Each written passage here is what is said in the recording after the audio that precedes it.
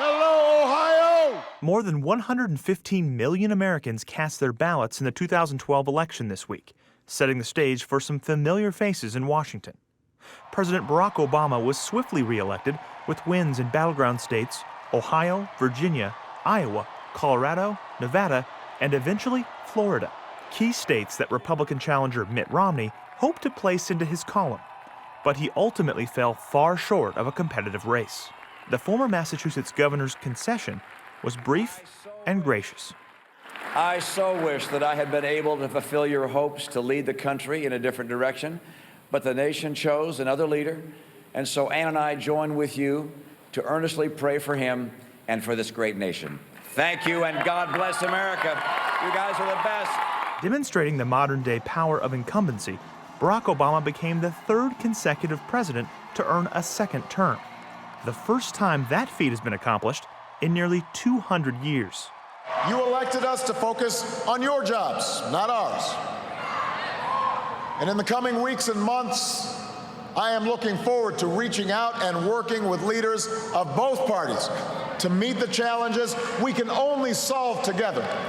Reducing our deficit, reforming our tax code, fixing our immigration system, freeing ourselves from foreign oil. We've got more work to do.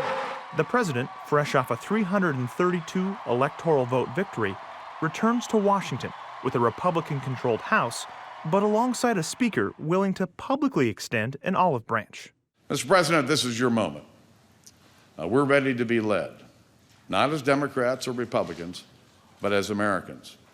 We want you to lead, not as a liberal or conservative, but as President of the United States of America. We want you to succeed. Let's challenge ourselves to find the common ground that has eluded us. Let's rise above the dysfunction and do the right thing together for our country. Despite the House remaining under Republican control, Democrats avoided a potential sea change in the U.S. Senate. Bolstered by a string of upsets, including incumbents, many blue Democrats won in deep red rural states. In Montana, a race once believed to be razor-thin between incumbent John Tester and Republican challenger Denny Rayburg, Tester won by nearly 4 percentage points.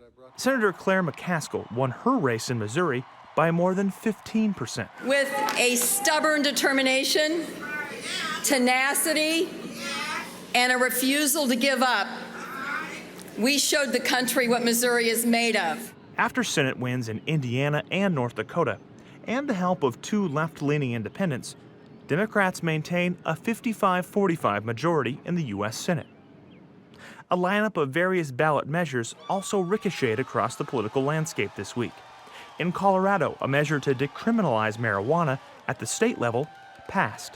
I didn't support the initiative, but you can't argue with the will of the voters, right? We are here in a democracy, and the sentiment was pretty clear. So I am certainly going to lobby to say, how can we accommodate this? So in terms of the state, it's decriminalized. I mean, we will not be prosecuting people on a state law basis. But again, that's the issue, is the federal law. In California, voters were asked whether or not to label foods that have been genetically modified. Proposition 37 would have made California the first state in the nation to require labels on some fresh produce and processed foods, such as corn, soybeans, and beet sugar, if their DNA has been altered by scientists. DuPont, parent company of DuPont Pioneer, an underwriter of Market to Market, joined fellow agriculture giant Monsanto alongside a litany of farm groups and local chambers of commerce to heavily oppose the measure with TV advertising. Prop 37 may seem simple, but it's not. It's a bunch of complex label regulations that would cost taxpayers and consumers millions. No wonder nearly every major newspaper in the state urges no on 37. More than $46 million in campaign contributions were used to oppose the measure. Proposition 37 was defeated, 53 to 46% on Election Day.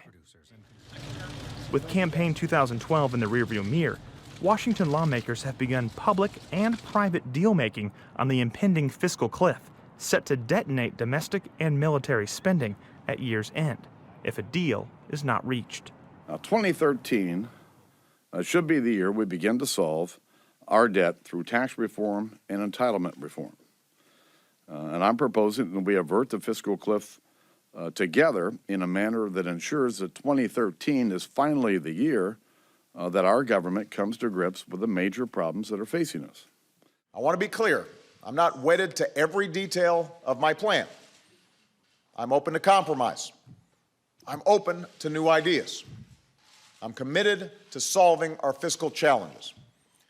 But I refuse to accept any approach that isn't balanced.